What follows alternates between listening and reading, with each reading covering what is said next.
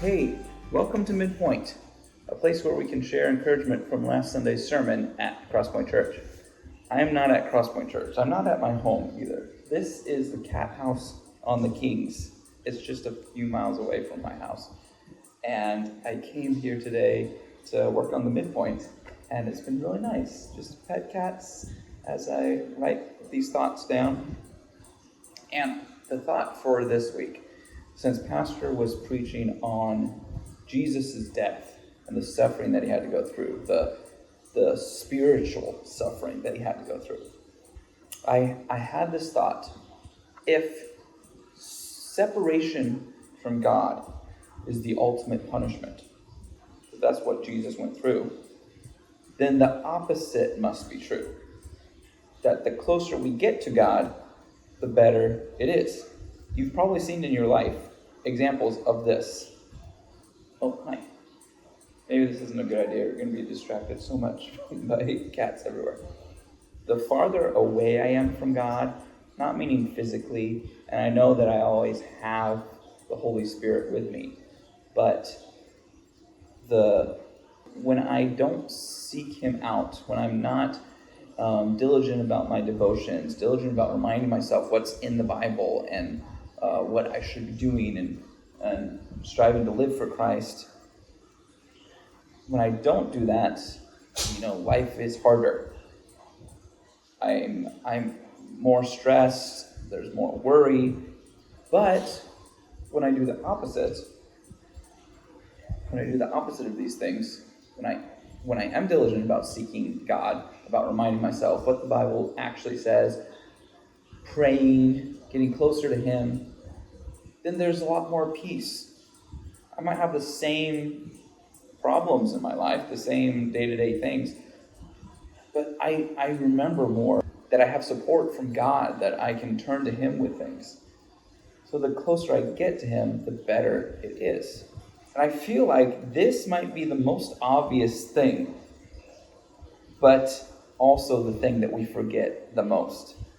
I've seen time and time again, if I'm diligent about seeking God, then things are better.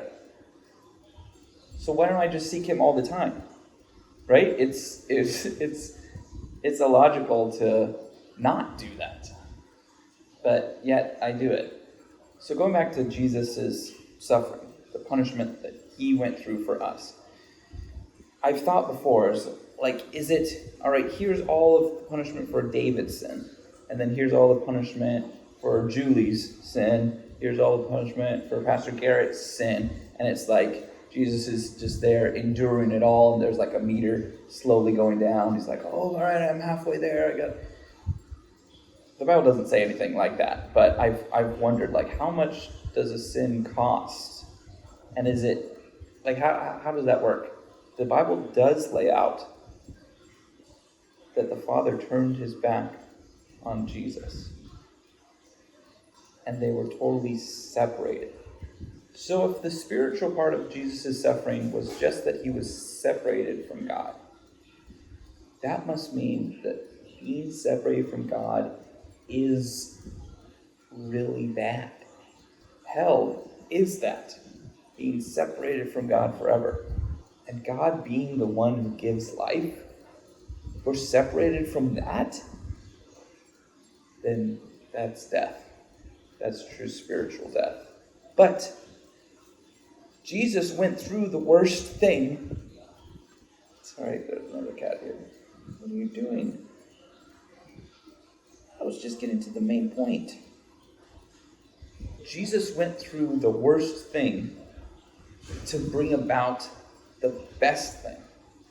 Because of what Jesus did on the cross, right when He died, the veil that was in the temple was torn, signifying you can come near to God. Anyone can come near to God. At the same moment, we saw the worst thing ever happen and the best thing ever happen. That's what makes that day when Jesus died like the epicenter of all history. So we are living in a time when we can all be near God. We can all draw close to God.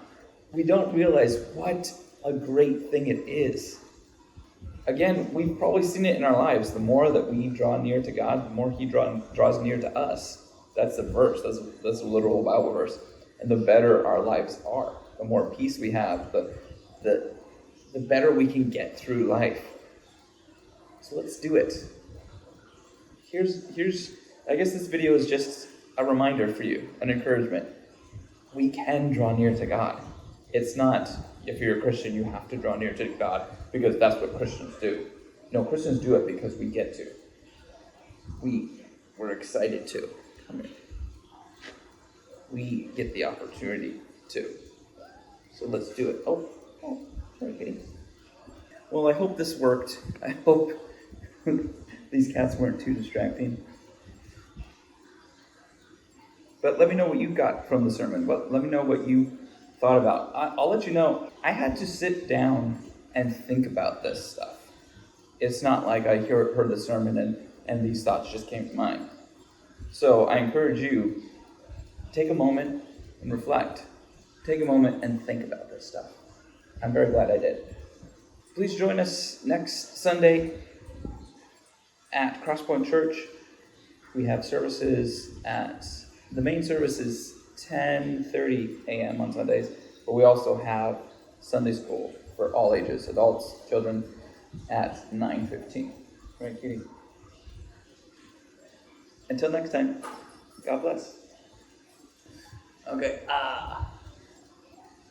don't go for the jugular.